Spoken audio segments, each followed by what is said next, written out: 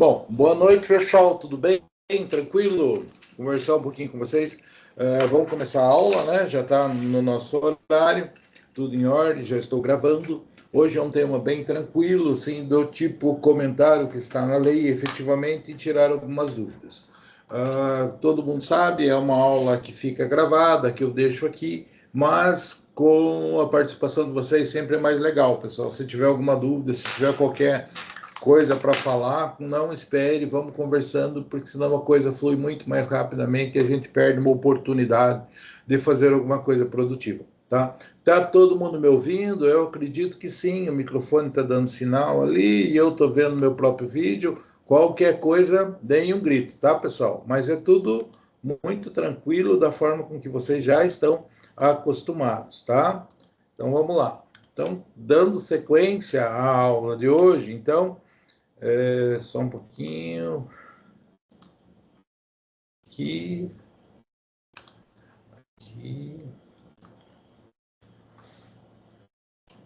Aqui.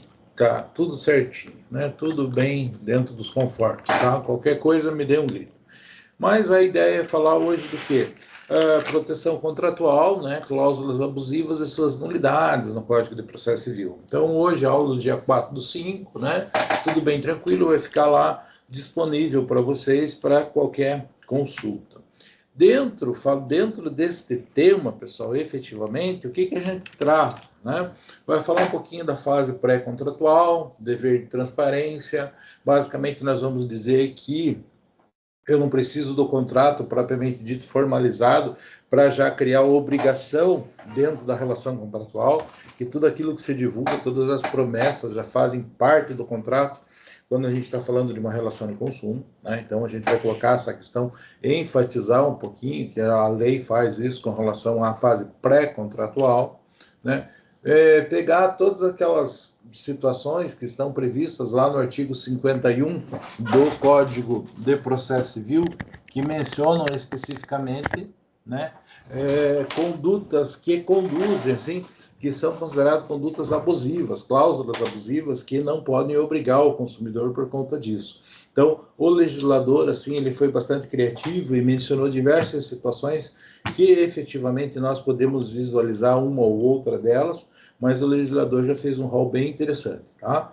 E compreender os efeitos da nulidade, né? O que acontece? Estou diante de uma cláusula dessa que, segundo o código, é nulo. E daí? Como é que fica o contrato em si? Como é que a gente faz com relação a isso, né? Então, isso aí acaba não sendo muito diferente do direito contratual lá do direito civil, mas é importante que o legislador também deixou bem claro, dentro do Código de Defesa do Consumidor, como que esta regra, como que isso deve ser interpretado num caso concreto.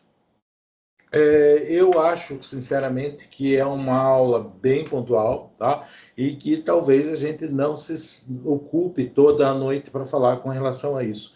Mas vamos conversandinho, no final tem 5 perguntas para vocês me darem uma ideia, me darem um feedback para ver se entenderam ou não. Vamos conversando com relação a isso, tudo bem? Então, vejam lá. Então, o que a gente vai falar? Contrato no direito consumidor. Contrato nada mais é do que um ajuste de vontades, né? São duas pessoas que demonstram interesse de celebrar um negócio, né? Algum entra com uma parte, outro com outra, pode ser um empréstimo, uma venda, uma compra, uma concessão, né? Então, nós temos, assim, diversas possibilidades, né? O ser humano é, por demais, criativo ao criar possibilidades de negócio. Quando a gente está diante de uma relação de consumo, nós podemos dizer que o direito do consumidor está tutelando um contrato, né? E são esses contratos que envolvem direito do consumo que a gente deve preservar. Vejam, a legislação geral, o direito civil, ele parte da ideia de que todos são iguais perante a lei. Quando a gente vem falar de direito do consumidor, a gente entra na vírgula e a gente deve fazer com que o contrato cumpra a sua função social e devamos lembrar que todos devem ser tratados de forma igual pela lei e de forma desigual na proporção da sua desigualdade. Tá? Isso é o que a gente aprende lá em direito civil e é o princípio da isonomia, que nós aprendemos com o Rui Barbosa, né? E o direito do consumidor tem, assim, essa grande vertente, essa situação, ele está naquela vírgula, porque fornecedor e consumidor não são iguais. Então, eles devem ser tratados pela lei de forma desigual na proporção de sua desigualdade. E é isso que o legislador tentou fazer, principalmente ao tratar, né, dos contratos dentro do direito consumidor. Nós vamos mencionar aqui nos seus tópicos específicos que falam com relação a isso. Veja lá o que diz o Flávio Tertucci, né? O Código de Defesa do Consumidor inova o espírito das obrigações relativo à máxima pacta sunt servanda. Então, os tratados devem ser cumpridos, mas o Código de Defesa do Consumidor inova. Não é simplesmente o tratado que tem que ser cumprido. O tratado deve ser cumprido se ele estiver dentro da sua função social e se o consumidor estiver devidamente protegido. Então, nós saímos da regra de que os tratados devem ser cumpridos, da pacta sunt servanda, sob uma lógica de proteção dentro do direito do consumidor. Isso está na lei e isso vem de encontro a tudo que nós falamos até agora, inclusive os princípios desse ramo do direito. Tá? Vejam lá. Dentro desta lógica, por isso que eu digo que eu imagino que talvez seja uma aula objetiva, né? Porque nós vamos pegar um por um dos itens que falam da defesa contratual do consumidor e vamos mencioná-los. Primeiro, pessoal, a gente pode pegar lá o artigo 46 e ele vai nos dizer assim, o contrato não obriga o consumidor se ele não tiver prévio conhecimento. Isso também vem de encontro a um direito do consumidor que nós falamos bastante, que eu gosto de mencionar bastante, e que, inclusive, eu costumo dizer que é o direito mais inovador, mais importante do consumidor, que é o direito à informação, ao conhecimento. A grande diferença entre consumidor e fornecedor mora na questão do conhecimento. Então, nós sabemos que a informação é muito importante para o consumidor. A informação pode desequilibrar a relação de direito à relação de consumo. Especificamente, em falando de um contrato, segundo o artigo 46 do Código de Defesa do Consumidor, se o consumidor, ao celebrar o ajuste, não tiver conhecimento prévio do conteúdo, ele não fica obrigado. Vejam lá, os contratos que não regulam, que regulam as relações de consumo não obrigarão os consumidores se não lhes for dada a oportunidade de tomar conhecimento prévio. Então, um contrato só tem validade se o consumidor tiver acesso ao seu conteúdo. Ah, tá. Aí entra aquele problema. O fornecedor tem que dar o acesso e, mais do que isso, ele tem que guardar consigo a prova de que deu este acesso ao consumidor sob pena deste dispositivo legal ser aplicado. Ah, e aplicar esse dispositivo legal quer dizer o consumidor não fica obrigado por esse contrato. Então, é sim um direito extremamente contundente e que novamente se repousa lá na ideia da informação, do conhecimento que tem que ser dado de forma prévia ao consumidor, ok? Bem objetivo e claro, o consumidor sequer vai ser obrigado se ele não tiver contato prévio. Ah, então eu não li, eu não sabia. Ah, está livre do contrato. Tá? Então, coisas assim, bem objetivas. Quando você vai num banco, você vai lá, você assina um contrato, você tem que ler o contrato, é o correto. Se você não lê, eu não sabia, eu não tive conhecimento, mas foi me dado, foi permitido que eu tivesse acesso, me deram uma cópia. São cuidados que o fornecedor tem que tomar para que ele não corra o risco depois de que o consumidor simplesmente diga, eu não sabia, mas você assinou, mas não foi me explicado, não tinha conhecimento, não soube analisar. Tá? Então, um cuidado bastante grande. Falo bastante com relação a isso, principalmente porque eu estou muito mais do lado do fornecedor do que do lado do consumidor. E isso traz muito problema para o fornecedor. Tá? É um direito, assim, sem sombra de dúvida, extremamente contundente para o consumidor e que pode mudar toda uma relação, pode mudar todo o conteúdo de uma negociação. Ok? Bom, além disso, pessoal, Ainda no tocante ao conhecimento, a gente pode mencionar que o contrato tem que ser redigido de uma forma que seja inteligível, que seja possível que quem está celebrando aquele contrato tenha conhecimento, né? Então, o instrumento redigido para dificultar a compreensão não vincula o vulnerável. Então, se tiver uma linguagem difícil de entender, o consumidor assina, mas não entendeu. Se não entendeu, ele não está vinculado. Por quê? Porque ele não conseguiu entender. Qual que é o jeito certo, então, de fazer um contrato? Com linguagem didática, ser o mais claro possível, desenhar, explicar, ser bem objetivo. Por quê? Porque se ele não entende, o problema é do fornecedor. Normalmente, quem redige o contrato é o fornecedor. Então, ele tem que buscar fazer da forma mais didática possível, para evitar qualquer problema com relação a isso. Veja o que Daniel Amorim fala: as cláusulas devem ser elaboradas para compreensão pelo brasileiro médio, né? Quando a gente fala brasileiro médio, pessoal, vou ser bem objetivo com vocês, é o idiota, tá? É o burro, né? Não existe nada pior do que ser considerado medíocre, tá? A lei está falando de uma forma bonitinha, o brasileiro médio, é aquele um pouquinho menos do que burro, né?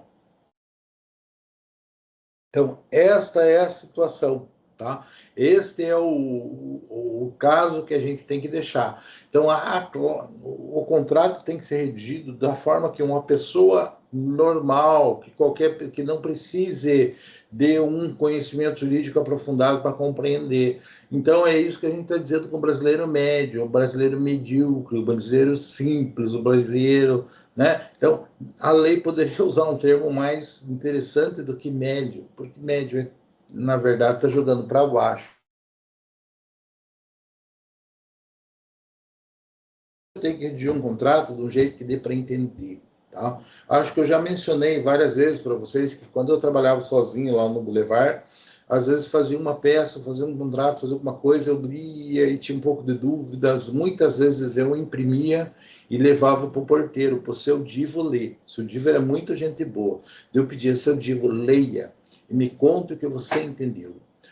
Quando o seu Divo conseguia entender, beleza, eu consegui fazer um trabalho bem feito. Quando eu tinha que explicar muita coisa, eu tinha que refazer o meu trabalho. Quando estiver fazendo uma petição, isso é oportuno? Claro. Se o juiz tiver dúvida, ele não vai procurar, ele vai ignorar. E quem vai ser prejudicado é você. Agora, se nós estivermos falando não de uma petição, mas de um contrato, pior ainda, um contrato de consumo, muito pior. Porque aquilo que o consumidor não consegue entender não lhe obriga a nada. Então tem que ser uma linguagem objetiva, português correto, sem expressões em língua estrangeira, sem latim, sem mais objetivo possível. É assim que você vai conseguir sucesso ao regular uma negociação com o consumidor. Está escrito para o consumidor, mas vamos ser sinceros, em qualquer situação, tá? Quanto menor a margem que reste para qualquer dúvida, melhor, melhor a qualidade do seu trabalho, tá? A dúvida só traz prejuízo para todos, tudo bem? Além disso, pessoal, né? Então, tem que entender, tem que entender. Tem que ter acesso? Tem que ter acesso. E como é que eu vou fazer a interpretação? Tá? Já no artigo 47, que traz para nós a regra da interpretação pró-consumidor ou pró-consumidor, em favor do consumidor, o que eu posso dizer? Que se eu tiver dúvida, a interpretação sempre vai ser feita da forma mais favorável ao consumidor. Por quê? Porque quem elaborou o contrato foi o fornecedor. Puxa, é uma regra forte? Sim. Mas lá no direito civil, quando a gente está em aula de direito contratual, tem uma regra que diz assim: a cláusula vai ser interpretada de forma contrária ao interesse de quem a redigiu. Por quê? Porque quem redigiu, redigiu errado. Quem redigiu tentou tirar vantagem. E é essa mesma regra lá do direito civil contratos, que diz que o contrato vai ser interpretado de forma contrária ao interesse daquele que redigiu o contrato, é a que está aqui também. Então, Quando eu falo que o contrato vai ser interpretado sempre da forma mais favorável ao consumidor, quando surgir dúvida, é a mesma coisa que dizer que eu vou interpretar contra aquela pessoa que o redigiu, porque quem redigiu, com certeza, sempre vai ser o fornecedor. Tá? Então, novamente, um passo atrás, como que eu tenho que redigir um contrato? Da forma mais clara e objetiva possível, seja qualquer contrato, principalmente se eu estiver diante de uma relação de consumo. Por quê? Porque a balança, gente, sempre vai pender para o lado do consumidor. O consumidor que deve ser tratado de uma forma diferenciada, de acordo com a letra da lei. Não é porque é bonito, porque é certo, porque é errado, porque eu gosto, porque aquilo. Não. Tem que ser dessa forma, porque a lei assim determina. Vejam lá, pessoal. Isso está na lei. Artigo 47. As cláusulas contratuais serão interpretadas de maneira mais favorável ao consumidor. O que vale dizer? Vão ser interpretadas da forma mais favorável aos interesses de quem não redigiu o contrato, mas sim aderiu ao mesmo. Que é a mesma coisa que a gente tem lá no contrato do direito civil. Então não muda, só é explicitado. Estamos aqui para diminuir a distância e tratar de uma forma diferenciada o consumidor. Tudo bem? O que mais, pessoal? Força vinculante dos escritos.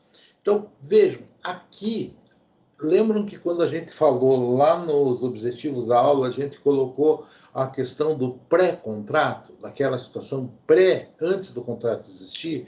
Vou dizer para vocês assim, a força vinculante dos escritos. Então, se eu tenho uma propaganda, se eu tenho uma imagem, se eu tenho um Face, se eu tenho alguma mala direta, alguma coisa que eu estou promovendo alguma coisa, algo que eu estou prometendo, fazendo propaganda de algo, esta propaganda, esta coisa faz parte do contrato. Por quê?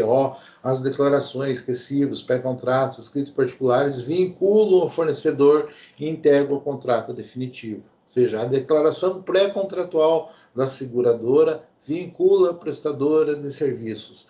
Vou dizer para vocês, a propaganda, pessoal. Qualquer escrito particular, qualquer coisa, qualquer anotaçãozinha que um corretor faça, o teu contrato vai ser assim, olha, a taxa de juro vai ser tal, vai ser isso, fez a promessa, toma muito cuidado com relação a isso. Isso vincula o fornecedor. E aí o que nós estamos falando de uma etapa pré-contratual. Claro, o escrito vincula, se eu estiver falando de contrato, não tem nada de novo. É óbvio, o contrato é feito efetivamente para criar um vínculo jurídico entre as partes. Tranquilo? O objetivo é esse. Por que eu faço a observação? E o que está mencionado dentro do artigo 48? É exatamente que qualquer escrito, qualquer situação, qualquer promessa, propaganda anterior ao contrato já integra o contrato. Então, fui na loja, diga. Nesse contexto, você estava falando, eu imaginando aqui esses folders, né, que as lojas e as outras empresas entregam, ela já configura um pré-contrato, né? Porque ela está determinando ali uma cláusula que eu vou te atender da seguinte forma, eu sou obrigado a atender. Se veja, no direito consumidor, a gente tem inclusive outros elementos que vão falar com relação à exigência da oferta. É a mesma coisa. Eu dizer, a oferta pode ser exigida do fornecedor, fez a oferta, tem que cumprir. Agora, eu estou dizendo só de uma forma um pouquinho diferente, viu? Aquela oferta que foi vinculada lá faz parte do contrato. Né? É só uma forma um pouquinho diferente de ver e tentando ser um pouquinho mais abrangente. Mas é comum você pegar um folheto na rua, você ver alguma coisa. É por isso que esses folhetos hoje vão estar dizendo sujeito à confirmação local, sujeito à disponibilidade, no limite de tantos clientes. Por quê? Porque há muito problema. Oferta válida por tantos dias. Vai fazer um orçamento para alguém. Vou vender um barracão,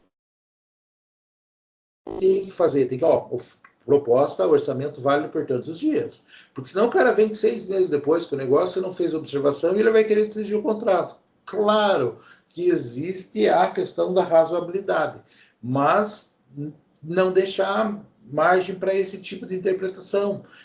Lembrando que sempre vai ter a lei defendendo o consumidor, põe a validade. Ó, estou fazendo um orçamento que vale por 15 dias. Serve para você vincular aquilo por um tempo não ser indeterminado, para você não ficar preso por alguma coisa por forma indeterminada, e talvez até para você tentar incentivar com relação a isso. E a gente vai ter desde banco, você vai ter isso em loja, em carro, propaganda na TV, inúmeras situações, e vira e mexe a gente vê alguma notícia que ficou assim famosa por conta de alguma oferta absurda que foi exigida. Tá? Então isso assim efetivamente a gente tem. Não vou lembrar exatamente qual é o caso, pessoal, mas tem uma história de uma propaganda americana de uma empresa bastante grande que eles garantiam que se o sujeito juntasse não sei quanto lá, acho que era a Coca-Cola ou a Pepsi, eles davam um avião para o cara. Se não me engano, era essa a situação.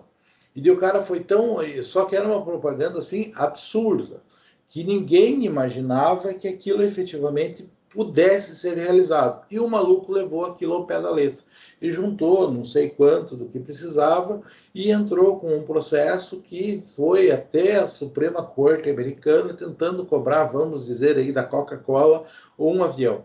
Por quê? Porque ele conseguiu fazer aquilo que estava na promessa. O direito americano é meio maluco. Me parece que o cara não conseguiu o avião, mas conseguiu tirar uma grana considerável desta empresa, tá? E é mais ou menos a mesma lógica que a gente pega. Claro, nós não somos tão desproporcionais assim, tá? Nosso direito é um pouco mais razoável, não tem tanto excesso, não tem tanta coisa assim como a gente vê no direito americano. Mas um pezinho lá a gente tem, esse risco sempre existe, tomar muito cuidado com o que vai fazer.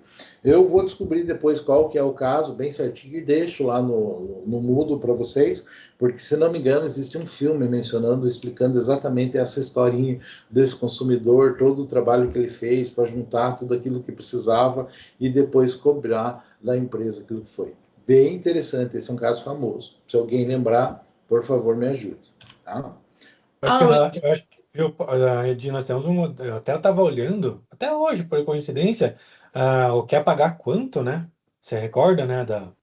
Das Esse é Casas aquele Bahia? caso famoso da Casas Bahia, né? É, do Quer Pagar Quanto. Isso que deu um Eu não pano para sei manga que até hoje. Eu não sei se é verdade, né? Mas aquela história do quem quer pagar quanto, o que dizem é que um juiz de direito foi às Casas Bahia e começou a dar preço a tudo e comprar tudo que ele queria. Deu um baita de um processo judicial e o cara com certeza aproveitou da situação que ele era juiz de direito, né? Eu não sei até que ponto esta história é verdade, do quer pagar quanto, do piar das Casas Bahia, né? Mas o fato é que a propaganda não existe mais. E eu acredito que alguém fez essa brincadeira, fez essa palhaçada. Existem, assim, aqueles. Não aqui, se não me engano, em São Paulo, tem um cara que faz a ronda do consumidor lá, que faz uns barracos desses, vai nos lugares, assim, faz algumas coisas absurdas relacionadas a isso, assim. É um programa bem famoso de um passado aí, eu não vou me recordar o nome também eu vejo um monte de merda, assim, e acabo não gravando, mas a menção ou alguma coisa existe, tá? Então, com certeza. Essa história das Casas Bahia sempre correu, sempre ouvi falar, mas eu não sei até que ponto que é verdade. O que conto é que aquela quer pagar quanto na Casas Bahia motivou um juiz de direito ir às Casas Bahia e fazer preço em tudo que quis comprar e deu um baita de um processo judicial. Certeza é que alguma coisa aconteceu porque a propaganda deixou de existir e a história sempre se repete em todo lugar contam essa história.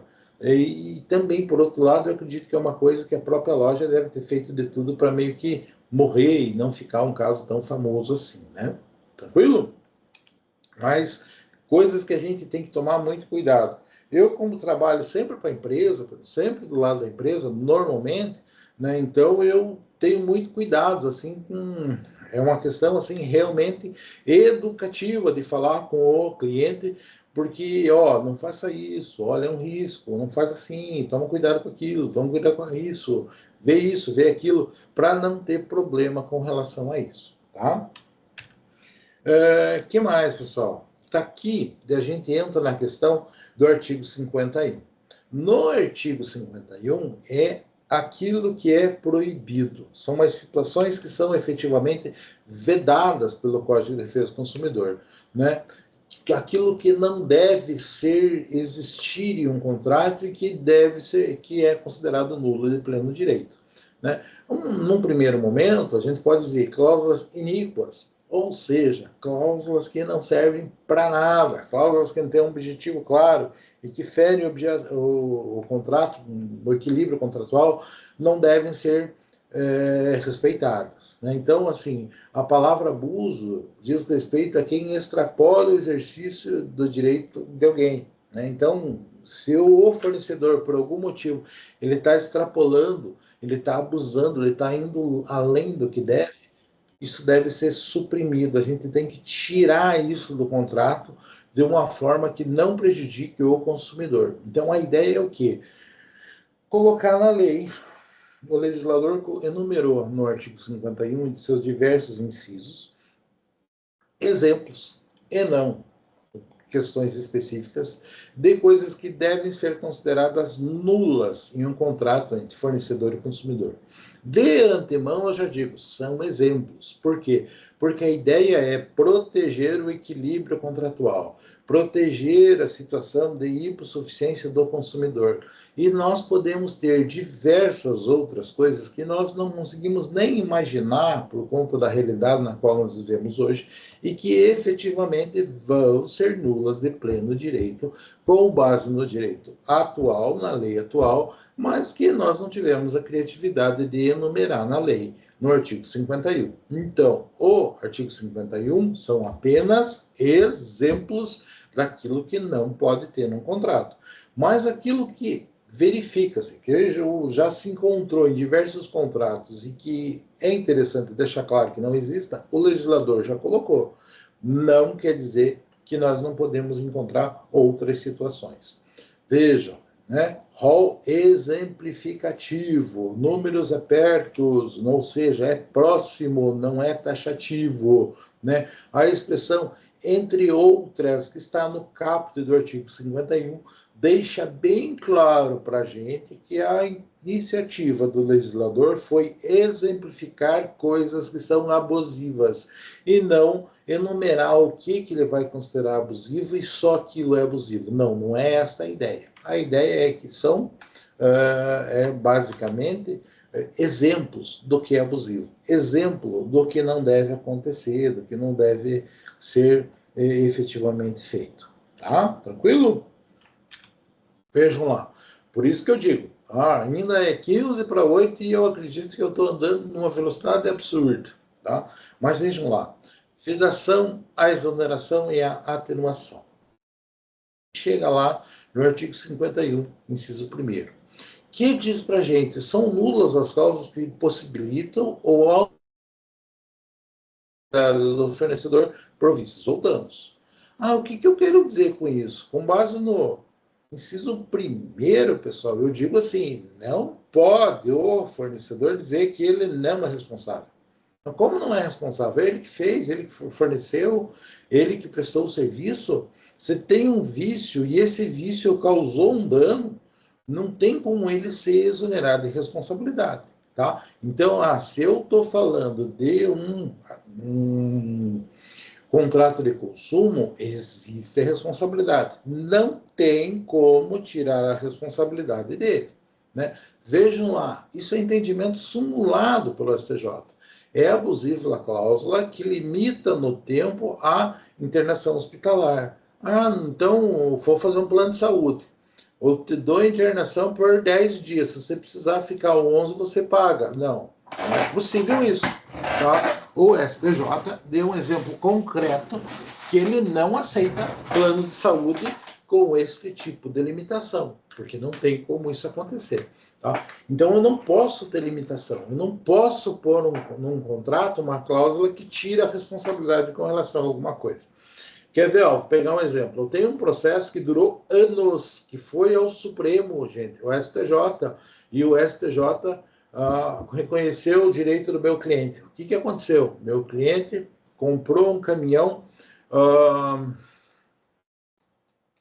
é que é o nome? Da concessionária da Mercedes em Curitiba. Né? Beleza. Savana? Acho que é Savana. Né? Comprou o caminhão lá.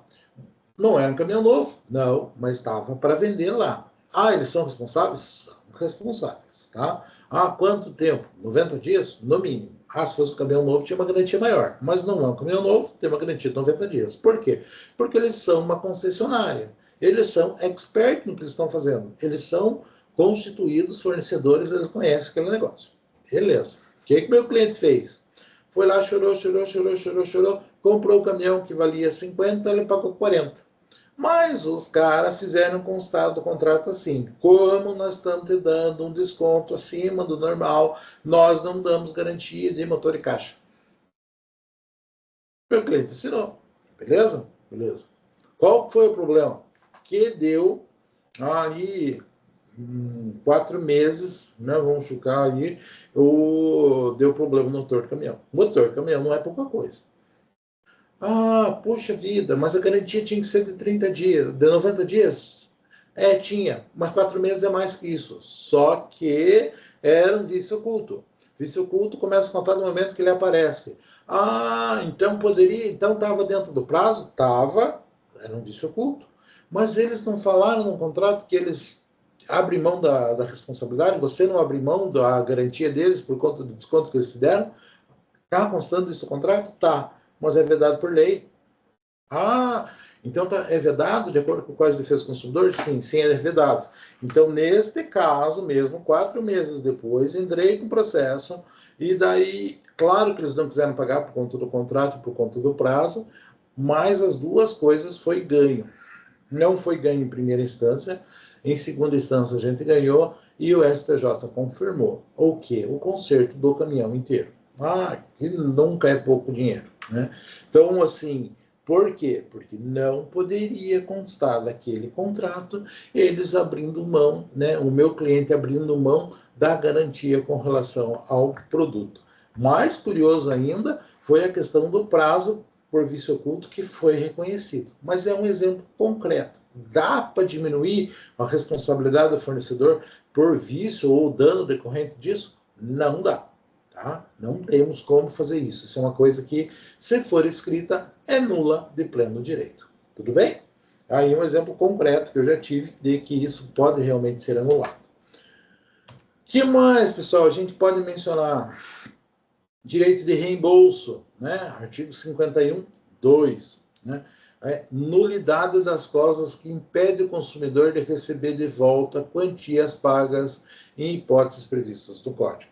Então, deu uma merda, não tem direito de pegar o dinheiro de volta. Poxa, como isso? Eu não posso fazer um contrato que deixe o fornecedor, o consumidor a ver navio, né? Então, se ele pagou, ele tem direito a receber alguma coisa. Se ele pagou, ele não pode perder o que ele pagou. Não pode existir uma situação relacionada a isso. Isso é uma coisa assim bem objetiva, né? Por exemplo, pessoal, quando o meu filho fez vestibular, ele fez todos os vestibulares e ele não queria fazer cursinho. E a gente matriculou ele para fazer cursinho em Curitiba. Ele ia para o Positivo lá, ia morar no pensionato com uma velha que ele odiou. Né? Foi lá, tudo certinho, daí ele, não, mas eu tenho certeza que eu passei no vestibular em Cascavel. Deu nessa, beleza, vamos matricular do mesmo jeito lá em Curitiba. Não passou em nenhum, não é nesse último que você fez que você vai ter passado. Né? Daí a gente foi lá, fez o contrato com a véia e tal, e paguei uma mensalidade ou 2 mensalidades do cursinho em Curitiba, porque ele estava com tudo certo para ir estudar em Curitiba. Beleza? Beleza. Antes de começar a aula, fomos para a praia, quando estava voltando, ele falou, pai, precisam ficar em Curitiba. Então, tá bom. O que aconteceu? Ele passou. Né? Passou, vai morar em Cascavel, vai morar em Cascavel. Toda essa história para quê? Para dizer que eu paguei 2 meses de mensalidade em Curitiba, que o meu pai nunca pisou no colégio em Curitiba. O que aconteceu? nem precisei brigar com o Positivo em Curitiba. Eles simplesmente me deram o dinheiro de volta. Nossa, que bom que ele passou, que ele não precisou fazer mais um ano de cursinho.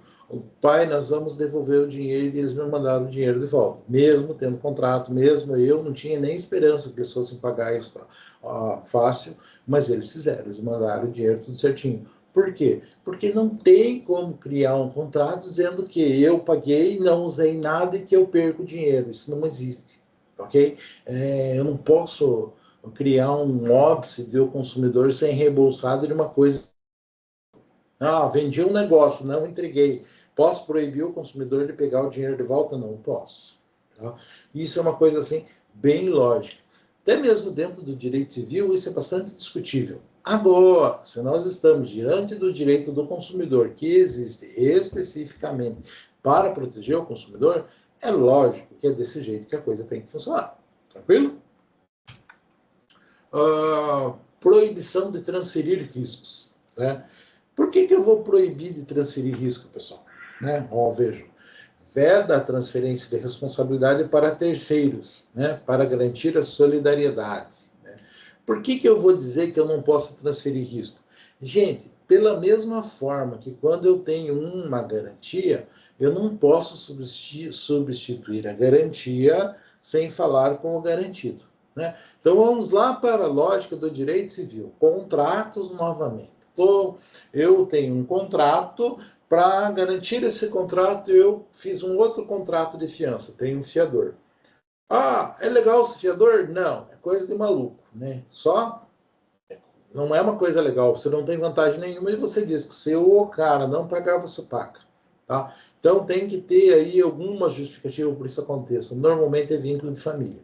Né? Então, isso é um contrato de fiança. Tá, o cara que está sendo garantido, beleza. Agora, eu que sou o credor, tenho interesse de que o fiador tenha dinheiro, tenha patrimônio para perder. Pode mudar o fiador sem que eu concorde? Claro que não. Porque pega um cara que tem patrimônio e põe um caboclo que é pé rapado prestando fiança, é a mesma coisa que dizer que eu não tenho mais garantia nenhuma. Porque quem faz frente às obrigações é a responsabilidade patrimonial. Aquela obrigação não cumprida transforma-se em responsabilidade e recai sobre o patrimônio do devedor. O que me adianta ter um fiador que não tem patrimônio para fazer frente às suas obrigações? Não adianta nada. Então, não faz nenhum sentido que essa garantia seja trocada livremente. Gente, da mesma forma, o consumidor tem que ser garantido. E aqui não é o consumidor que está prestando atenção. É a lei que está dizendo que o fornecedor pode ser malandro e pode querer tirar o dedo da reta. Ah, estamos vendendo um negócio que está dando problema, estão vendendo umas casas lá que está dando vazamento, que está trincando parede, que está fazendo um monte de coisa. O que é normal? Normal dizer que quem é responsável não é construtor, e sim quem está comercializando. Eu então exclui completamente a responsabilidade da construtora e deixa só com relação a, sei lá, a imobiliária, a corretora. É possível fazer isso? Não, não é possível. Por quê? Porque quando você fizer isso, você está deixando alguém que pode ser o mais fraco respondendo por todo o dano que o consumidor pode vir a sofrer. Então, assim como eu não troco um fiador por outro sem conversar com aquele sujeito que tem o seu crédito garantido para saber se ele não está sendo logrado, eu não faço da mesma forma aqui dentro do direito consumidor. Porque se eu trocar a responsabilidade por terceiros, né, se eu colocar no lugar da responsabilidade do fornecedor qualquer terceiro, qualquer outra pessoa, a chance de você estar lesando o consumidor é muito grande. Tá? Então eu não posso colocar numa cláusula dizendo assim, é eu que estou lhe vendendo, mas se der merda, quem paga a conta é o meu vizinho. Não posso fazer isso. Por quê? Porque daí eu teria que analisar o crédito, a condição, o patrimônio do vizinho para ver se ele vai ter condições de fazer frente a uma responsabilidade decorrente desse contrato. ok? Então, para que o fornecedor não se exclua da responsabilidade, para que o consumidor não fique sem nenhuma condição de reclamar para alguém que tenha dinheiro, que tenha patrimônio a perder, eu não posso permitir que a responsabilidade seja transmitida livremente a terceiros. Claro, existem situações diferentes. Pode o fornecedor fazer um seguro? Pode. Ah, tá. Então pode fazer um seguro? Pode. Tá? Por meio do seguro ele está transferindo sua responsabilidade? Talvez sim. Tá? Mas ele vai ter direito de ele ir atrás do seguro dele. E não vai ter condições de obrigar o consumidor a ir atrás do seguro que ele contratou. Tá? Então é uma questão de segurança. É uma questão de garantia. Lógica, bastante simples de ser interpretada. Ok? O que mais, pessoal?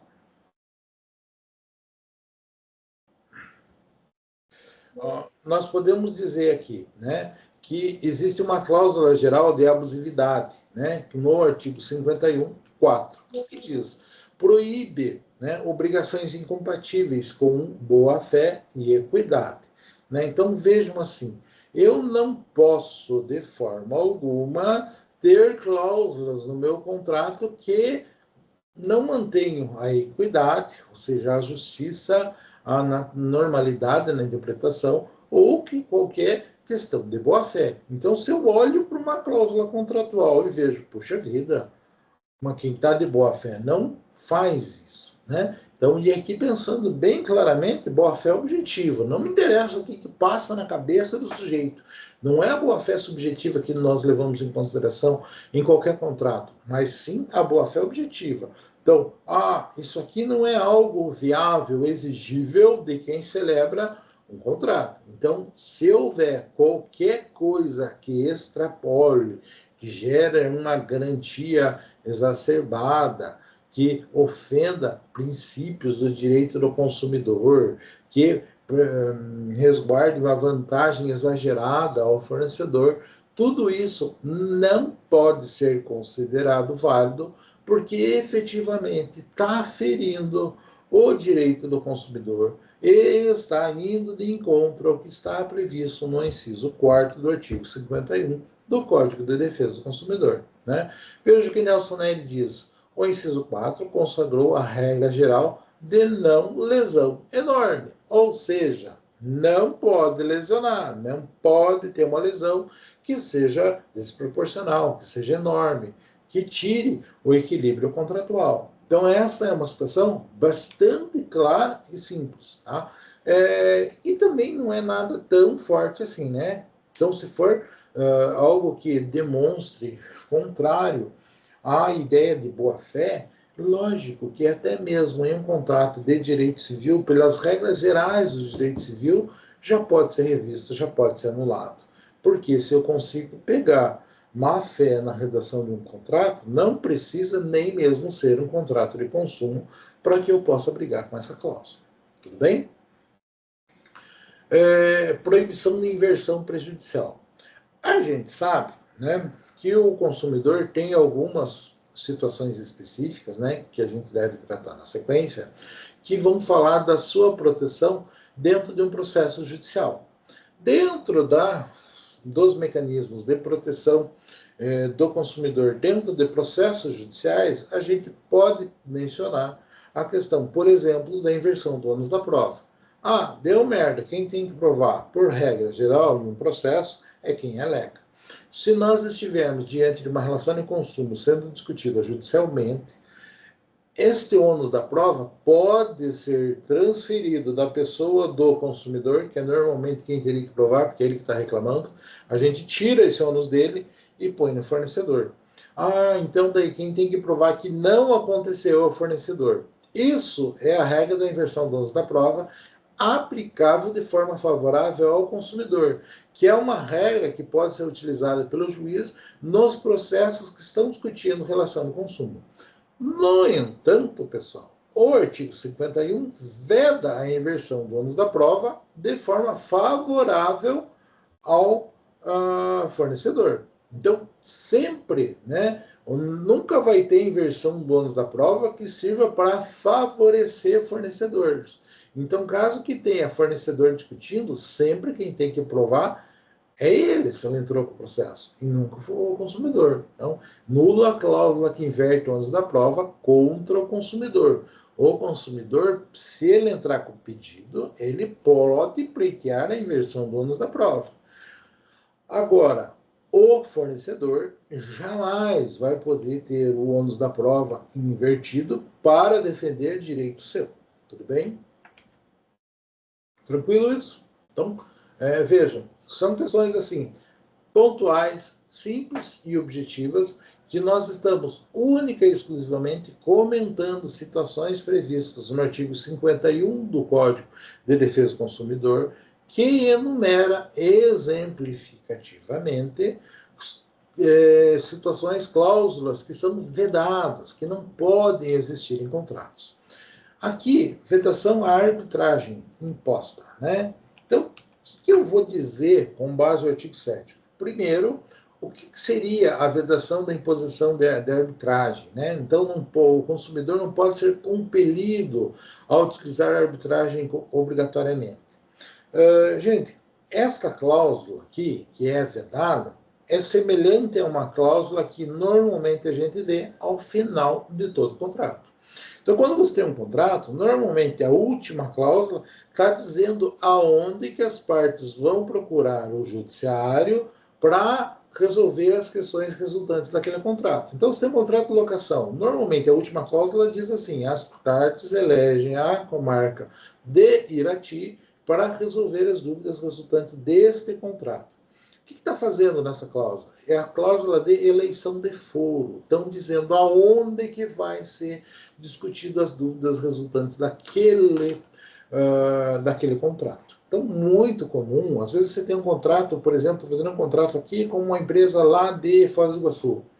Daí são duas empresas, mas se eu tiver problema, eu não quero ter que propor um processo lá em Foz do Iguaçu, quero propor aqui em Ponta Grossa.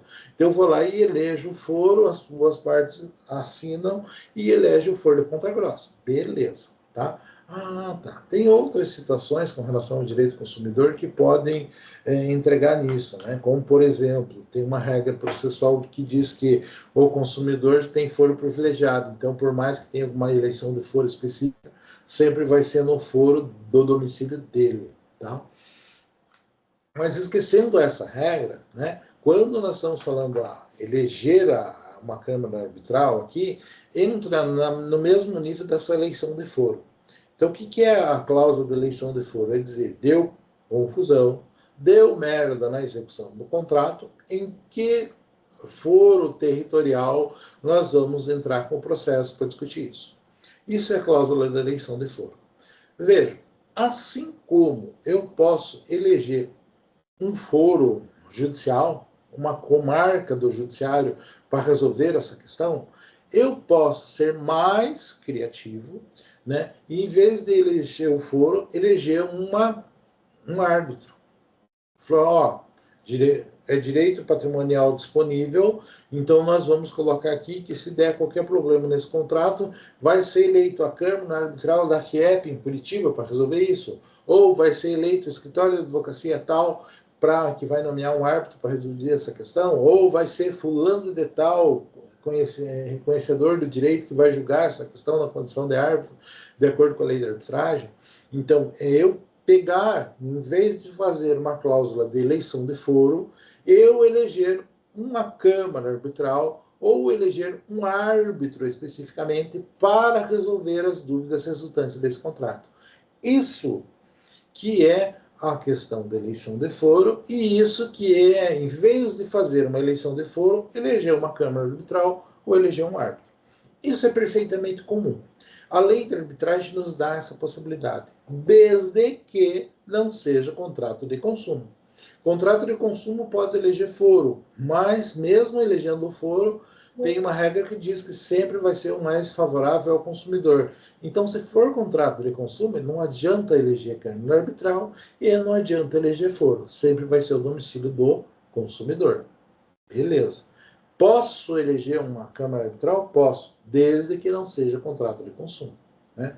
Ah, Mas existe alguma possibilidade de eu ter um contrato que discuta a relação de consumo, que regule uma relação de consumo que seja discutida numa Câmara Arbitral? Posso, desde que tenha sido feito o compromisso arbitral após a controvérsia. Eu não posso ter uma cláusula arbitral em um contrato de consumo, assim como eu posso ter em qualquer outro tipo de contrato. Agora, eu posso fazer assim uma, digamos assim, não uma cláusula, falar um compromisso de arbitragem, né? Então, ó, deu problema, daí eu me reúno com as duas partes se reúnem, consumidor e fornecedor, e fazem um termo de arbitral, um termo de arbitragem. Pode ser feito esse termo? Sim, após a controvérsia, não de forma prévia por meio de uma cláusula arbitral. Cláusula arbitral é apenas em outros contratos. Ela equipara-se à eleição de foro nos contratos normais. Tratando-se de direito consumidor, não posso fazer uma cláusula arbitral, porque é nulo a escolher a arbitragem em um contrato de consumo, e não adianta eu escolher foro, porque o consumidor tem foro privilegiado. Tudo bem? O que mais eu posso colocar com relação a vocês? Proibição de reajuste unilateral. Gente, aqui por razões lógicas, né? E também, né, por conta de uma manutenção, um equilíbrio contratual, né? Então, diz a lei, no inciso 10º, né, que é nulo a cláusula que permite ao fornecedor variar o preço de maneira direta ou indireta após a contratação. Então, eu tenho que ter uma justificativa para isso. Eu não posso alterar. Eu tenho que respeitar esta situação, ok? Então, lógico, não tem nenhum sentido eu celebrar um contrato e no meio do contrato, do nada, sem uma justificativa, sem uma previsão, o sujeito que me vendeu começa a modular o preço. Pode ser feito isso? Lógico que não. Agora, tem uma justificativa, tem uma situação, tudo tem que ser fato, valor e norma, tudo tem que ser efetivamente ponderado. Não pode ser feito de forma unilateral, mas às vezes o contrato não se mantém se você não tiver uma revisão com relação a esta obrigação, com relação a esta retribuição do contrato. Então, temos que analisar essa situação, a gente tem que ver essa coisa de uma forma concreta, ok? Natural, né, pessoal? Então, o que é o problema? A questão unilateral. Mas a questão de vedação de reajuste unilateral também está lá dentro do direito civil. Então, isso aqui não é uma cláusula abusiva própria do direito consumidor. Não, isso vai ser abusiva onde ela estiver escrito, ok? O que mais, pessoal? Revisão unilateral pelo fornecedor. Vejam, claro que o fornecedor não pode alterar, não pode cancelar o contrato de forma unilateral. Para que isso seja válido, ele tem que colocar a mesma alternativa para o consumidor. Então vamos imaginar que eu vou lá e faço um plano de prestação de serviço de internet na minha casa. Ah, sou consumidor, sou consumidor. Ah, quem está a Oi é a fornecedora. Beleza? Beleza. Do jeito que está ruim a minha internet hoje em dia, é quase isso que está acontecendo. Era uma maravilha, hoje em dia é uma merda. Né? Tem onde sai o meu cabo de fibra ótica daqui, é um negócio que está pendurado lá no meio da rua, que eu já tirei foto, já reclamei, os caras dizem que vem arrumar, tá penduradão, assim, aquele coisa assim, e ninguém dá bola para isso. Por isso que às vezes funciona, às vezes não funciona. Era uma maravilha, agora não é. Tentei mudar de operadora, outra operadora que veio, ele olhou, nossa, mas o negócio que liga o seu cabo está horrível, está pendurado, né? Então não adianta mudar o nome da operadora, vocês vão ligar o cabo no mesmo fio que vem da rua. Então, hoje a minha situação com a internet era maravilhosa e hoje está bem complicado. Era legal no começo, quando está lá no fibra ótica aqui em Ponta Grossa, quem começou foi a Copel, né? Há um tempo que era ainda área estatal, 100%. E uma das primeiras regiões da cidade que teve fibra ótica. Era uma coisa maravilhosa. Hoje é horrível. Hoje não pega a metade da velocidade. Um monte de problemas eu tenho. voltando, né, saindo do exemplo e voltando para a prática. O meu exemplo era citar a Oi. A Oi pode cortar o meu contrato, viu? Cancela o contrato a qualquer momento? Não, não pode fazer isso. Contrato que eu posso cancelar a qualquer momento, que eles podem cancelar a qualquer momento, daí os dois têm o mesmo direito. Então, nesta situação, essa cláusula não vai ser considerada assim tão abusiva, né? Mesmo assim, pode ser discutível? Pode ser discutível, tá? Mas para que seja possível o fornecedor cancelar o contrato, tem que ser resguardado o mesmo direito ao consumidor. Alteração unilateral do contrato, né? Então, o item 13, né, vai dizer assim: vedo a que o fornecedor altere qualidade ou conteúdo do contrato após a sua celebração sem anuência. É mais ou menos o que está acontecendo comigo. No meu caso, os caras não cancelaram a minha internet, mas está uma bosta. Era uma coisa e hoje é completamente diferente. Qual é o problema? O problema é que eu não tenho para quem reclamar, né? Ou eu aceito assim, ou vou pagar R$ 300 na internet do Elon Musk, né? Que vai ser uma coisa absurda. Então, não dá. Então eu tenho que aceitar do jeito que está. Teoricamente, é uma limitação física que eu estou me colocando aqui, né? Então, lógico, assim como o fornecedor não pode cortar o contrato, não pode suspender o contrato sem que preserve o mesmo direito do consumidor, ele, da mesma forma, não pode mudar a qualidade, não pode vender um negócio e entregar outro, não pode garantir uma coisa e entregar um pedaço, tem que ser tudo 100%, né? Tem que ser as mesmas condições de quando o contrato foi celebrado, tem que ser mantidas. Eu não posso mudar essa situação, eu não posso alterar o conteúdo do contrato que foi celebrado, né? Cláusula de fechamento do sistema, que anula qualquer cláusula em desacordo com o sistema de proteção do consumidor. Então, abre mão do seu direito. Não, não pode, tem uma cláusula específica. Então, qualquer elemento, qualquer coisa criativa que o fornecedor coloque no contrato e que faça com que o consumidor perca o seu direito, obviamente que é absolutamente nulo, que é uma coisa que não pode ser aceita e que não pode prevalecer, né? Da mesma forma, né, se você pegar o parágrafo 1º, né, item 3, não pode ter, inclusive, vantagem excessiva. Não pode ser oneroso demais e não pode ter uma vantagem excessiva. O contrato ele tem que ter aquela ideia básica do equilíbrio. No entanto, o equilíbrio aqui no direito do consumidor, ele é interpretado de uma forma assim um pouquinho diferente, tá? A gente já chega nessa situação, mas a princípio, o que o artigo 51, parágrafo 1º, nos garante é que presume-se abusivo qualquer vantagem que seja excessivamente onerosa para o fornecedor, né?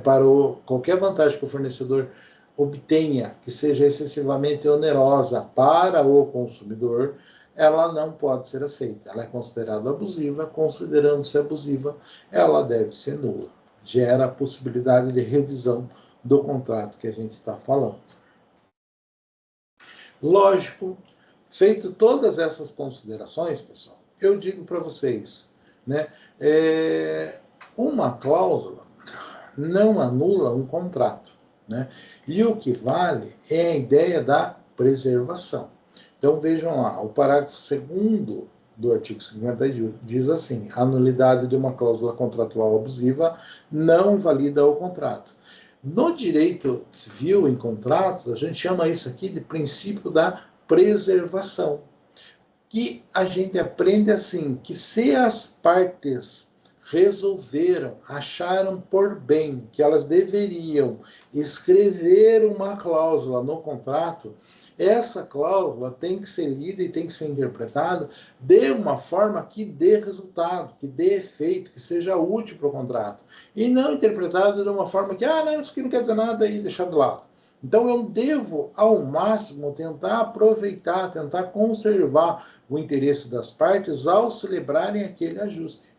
Por algum motivo específico, optou-se por fazer algo e colocar expressamente dentro do contrato como que deveria constar, como que deveria ser. Então, por uma ideia de conservação, eu devo conservar ao máximo o contrato. Dentro desta lógica, o direito do consumidor não vai muito longe e nos ensina que, se tiver uma cláusula que está gerando desequilíbrio, que é nula, tira aquela cláusula. E o contrato permanece, porque eu devo ter um princípio de preservação do contrato. O contrato foi feito para gerar efeito, para gerar resultado, para gerar obrigação. Tá? Então, eu não devo anular o contrato. Então, se eu tenho uma cláusula, tiro aquela cláusula fora e permanece o contrato valendo do jeito que ele está. Tá? Vamos tentar trazer o equilíbrio, a normalidade do contrato, anulando só aquilo que foi especificamente prejudicial, aquilo que realmente ferir o equilíbrio contratual. Tudo bem? Revisão por fato superveniente. Gente, aqui, artigo 6º, né? Inciso 5º. Aqui nós estamos falando do direito base de modificar cláusulas desproporcionais ou revê-las, né, por fatos que as tornem extremamente onerosas. Né? Existe uma diferença básica entre rever um contrato e fazer uma revisão contratual no direito civil e no direito do consumidor. Por quê, pessoal? Porque quando alguma coisa torna-se excessivamente onerosa, a gente revisa, desde que seja imprevisível aquilo. Então, quando eu estou falando de direito civil, contratos, eu posso rever um contrato porque ele tornou-se... Sim, desde que o fato que o tornou extremamente oneroso seja imprevisível. Então, no direito civil, eu preciso de imprevisibilidade. Se era previsível que aquilo aconteceria, se era uma situação de risco, se era uma situação de mercado, se era algo natural, paciência. O direito civil, ele não aceita a revisão disso. Por quê? Porque era previsível. Você negociou numa área, num mercado que está sujeito a esses fatores de oscilação. Então, o direito civil exige a imprevisibilidade para a revisão de cláusulas excessivamente onerosas. Agora, se eu estou falando de direito do consumidor, não precisa ter essa imprevisibilidade. Hoje custa 5, passou o tempo, agora é 25. Eu quero rever. Por quê? Porque é relação de consumo. Mas era previsível que acontecia isso. Você sabe que a demanda ia aumentar e o preço ia subir. Sei, mas só que agora ficou caro, não quero mais. Se é direito consumidor, eu tenho essa possibilidade. Não precisa atrelar a ideia da imprevisibilidade para que eu possa rever aquilo que tornou-se extremamente caro. Se eu tiver na regra geral, eu preciso, além de alterar o custo, alterar a onerosidade daquele contrato, eu preciso sim que aquilo seja imprevisível. Se era previsível nas condições das quais o contrato foi celebrado, para efeito de regra geral de direito civil, se é previsível, não se justifica a revisão. Tá? Para justificar a revisão no direito civil, tem que existir imprevisibilidade. Se eu estiver falando de direito do consumidor, apenas a alteração da onerosidade já justifica a revisão, sendo indiferente se aquilo era previsível ou não. Tudo bem? Nulidade de ofício em banco. Né? Então, a súmula 381, né? Veja que legal a foto que a IA cria para a gente, né? Um juiz com as mãos amarradas frente a um contrato bancário, né? Muito legal isso, né? Nunca a gente vai ver uma coisa como essa, né? Muito menos um cara com um crachá dito juiz, né? Mas a IA tenta, né, gente? Ela é até engraçada em algumas situações. Mas vejam lá, Súmula 381 do STJ, né? Em bancos, o juiz não pode conhecer abusividade de ofício, tá? Ah, a parte tem que alegar? Tem que alegar. Então, não é de ofício que vai ser reconhecido isso. Mas não é por isso que eu não posso discutir. Ah, tornou-se abusivo por algum motivo, é justificável que isso aconteça. Né? Eu, para colocar essas imagenzinhas, assim, vejo assim, diversas imagenzinhas que a gente tem na apresentação, eu dou uma ideia e a IA gera, né? Ah, então alguma coisa que dando errado. Vejo por isso que as imagens são legal. Eu particularmente eu acho legalzinho, né? É bem criativo. Você pega e inventa, né?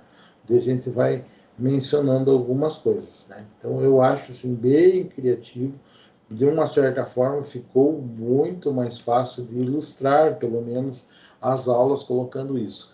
Até porque nas aulas antigamente eu nem colocava figurinha, né, pessoal? Então agora não dá para reclamar porque melhorou bastante. Tá? Então, lógico, o juiz não pode conhecer de ofício a abusividade em contratos, ações que discutem contratos bancários. Limite de multa moratória. Puxa vida, tem limite? Sim, o legislador tem receio que existam multas muito altas e colocou lá. Não pode ser superior a 2% o valor da prestação. Ah, então tem uma condição bem clara? Sim, está escrita na lei. Então, este limite aplicável às relações de consumo está disposto na lei de uma forma bem específica. Da mesma forma, eu vou dizer que é abusivo, que é nulo de pleno direito, cláusulas que prevejam assim a perda total das parcelas pagas, né? E em caso de retomada do bem. Então, se comprou um negócio, não conseguiu ficar com o negócio, devolveu. Aquele dinheiro você vai ter que receber de alguma forma, tá? Se tiver prevendo no contrato que você perdeu o bem comprado, não pode estar dizendo que você, além de perder o bem comprado, perdeu todo o valor que você pagou. Gente, já tive diversos contratos sendo discutido porque é normal tá esse tipo de previsão no contrato. Falou, me pagou tanto. Ah, depois perdeu o bem, devolveu o bem, vai ter quem se pegou o bem de volta vai ter que devolver. Acabou. Tá? É uma questão assim muito objetiva, muito tranquila, não tem como ser visto de uma forma diferente. Tudo bem, pessoal? Tranquilo? Gente, 8h24, eu vou fazer um intervalinho. Volto que hora, pessoal? 10 para 9, pode ser? Pode. Mas tem muita coisa ainda, professor? Não, tem pouco. Meia hora? Hã? Se der meia hora, toque, o que que você acha? Ah, mas daí o chefe vai brigar comigo. Só Ah, então tá voltamos, bom. fazer uma chamada e fazemos o que precisa ali e boa. Beleza? Tranquilo, pessoal. Tá?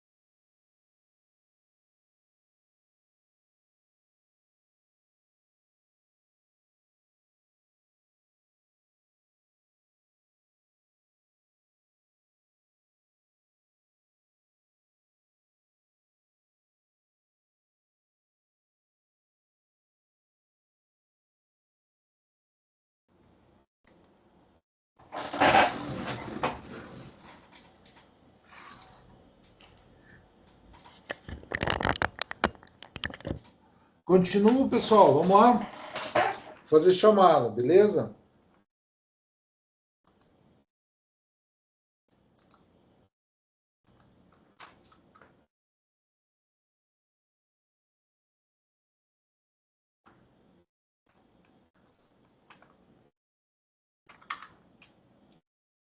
Deixa eu entrar no sistema aqui, pessoal. Só um minutinho.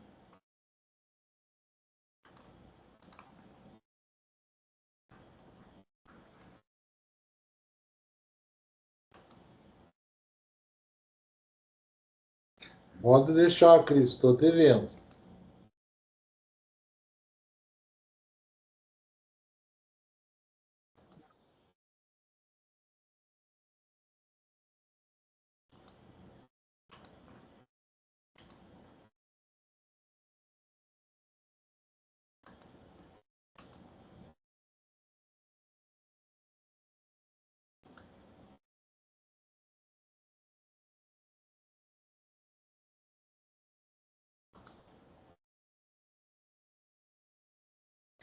Olhem lá, pessoal. Me ajudem a fazer chamada.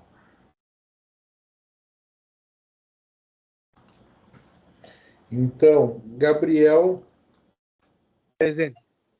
Ah, beleza. Vitor. Presente. Tá. Adriele. Presente. O que apareceu? Pareci. Alessandra.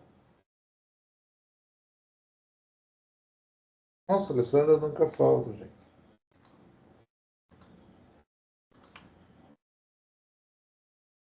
Ana Caroline. Presente. Ana Maria. Presente. Antônio Anselmo. Tá. Presente. Antônio Júnior. Presente. Tá. Bruno Eduardo. Presente. Carlos Eduardo. Presente. Cristiane, tá ali, sem microfone. Dayana.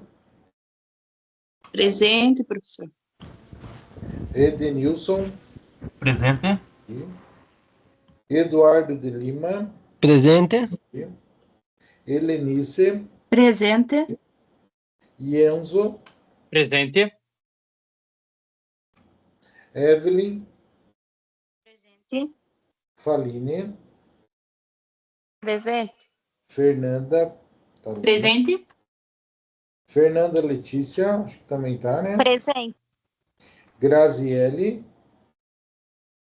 Presente. Gustavo de Oliveira. Vou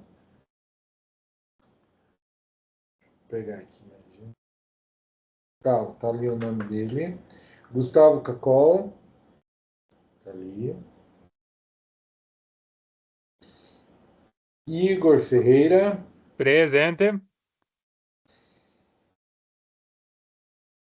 E Mudinho. Presente.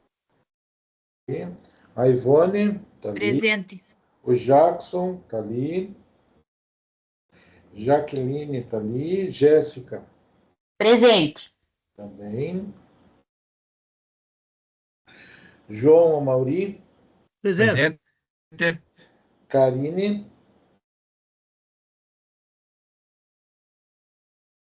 Karine não tá hoje? Não, né?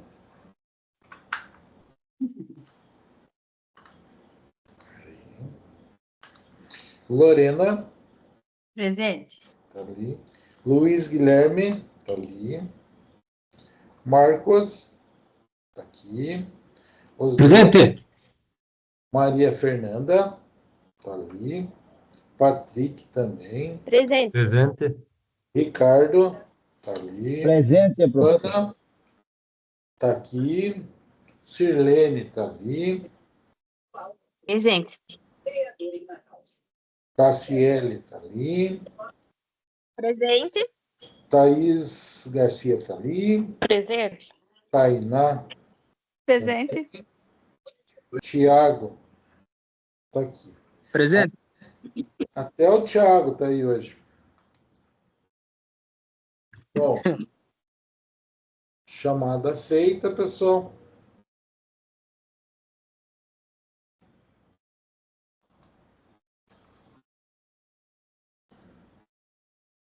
Tá, beleza. Deixa eu compartilhar.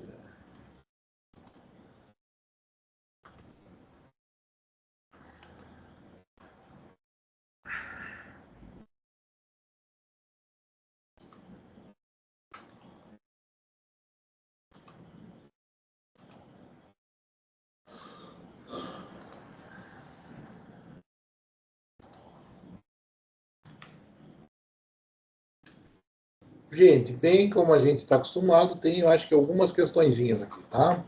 Vejam lá, questões. 5 questões simples, assim, para a gente ficar esperto de como vai ser a prova. Natureza das nulidades. De acordo com, conforme o Código de Defesa do Consumidor, a doutrina, o que está errado aí, pessoal?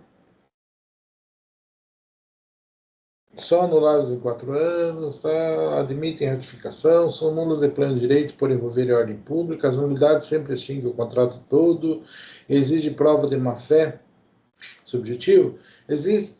Não, gente.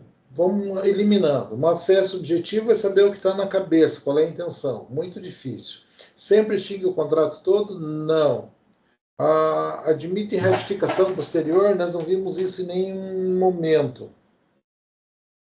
O que vocês acham que responde, pessoal?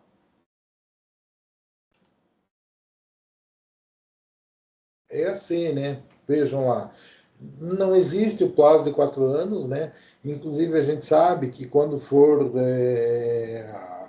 situações assim de dano decorrente, o normal é falar em 5 anos, então 4 anos não tem uma visão com relação a isso.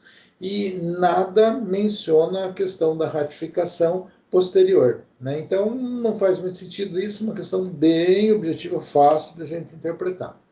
Com relação à revisão contratual, pessoal, o Código de Defesa do Consumidor diferencia-se do Código Civil ao adotar. Tá, acredito que eu fui bem claro com relação a isso. Teoria da imprevisão, teoria da base objetiva, quebra do equilíbrio, rebus sic stantibus, purista, teoria do risco integral ou inadimplemento antecipal técnico, né? Quebra do objetiva, né? Quebra do equilíbrio. E a gente não precisa falar na questão da previsibilidade, tá? Então, o Código Civil exige quebra do equilíbrio e que eu tenha a imprevisibilidade desse desequilíbrio. Agora, o Código de Defesa do Consumidor não chega a esse ponto. Ele apenas exige que desequilibrou e não interessa se isso era previsível ou não para efeito de legislação do consumo. Tranquilo? Terceira questão, pessoal, né? De acordo com a súmula 381 do STJ, sobre o conhecimento de ofício dos bancos, né? Bem óbvio que nós temos uma regrinha dizendo que o juiz não pode agir de ofício. Então, eu acredito que o que responde é a C, né? É vedado ao julgador conhecer de ofício qualquer problema em contratos bancários. Né? Então, eu não posso fazer isso. Né? Então, o juiz não pode agir de ofício. Vale a pena no seguro de vida, não tem nada a ver com relação a súmulo, e as outras também não se aplicam, não tem uma situação concreta colocada. Quarta questão, pessoal, contratos de adesão. As cláusulas restritivas de direitos exigem redação com destaque e fácil compreensão, tradução juramentada, 2 testemunhas em cartório, aprovação prévia do Ministério Público, ausência total de lucro. Eu acredito que seja a letra A, né, pessoal? Porque tradução juramentada nós não comentamos, 2 testemunhas em cartório também não comentamos, não mencionamos em nenhum caso que o Ministério Público tem que aprovar, ou a ausência total de lucro também não faz sentido. Lógico que eu preciso, né, de cláusulas restritivas, ter ali uma fácil compreensão e, dentro do possível, um destaque para conseguir visualizar esse negócio com um pouco mais de facilidade. Tudo bem? Última questão, pessoal, rol de abusividades, né? Aquilo que está listado no artigo 5.1 do Código de Defesa do Consumidor. É taxativo? É subordinado ao fornecedor? Meramente interpretativo? descritiva, aplicavam entre pessoas físicas, ou exemplificativa, números apertos, né? Então, lógico que ela é meramente exemplificativa. O que está lá, o que nos interessa são os direitos propriamente ditos, e não, assim, a lista do que está lá, o que está lá necessariamente. Tudo bem? Bom, pessoal, basicamente o que eu tenho para hoje é isso. Da minha parte, estou super satisfeito com a participação de vocês, com tudo certinho, tá? O que vocês precisarem, contem comigo, que eu estou à disposição. Mas, para a aula de hoje, basicamente seria isso, pessoal. Tudo bem? Da minha parte, estão descansados, fiquem à vontade, tenham uma boa noite, e o que precisar de mim, contem comigo. Tudo bem? Amanhã eu estou aí.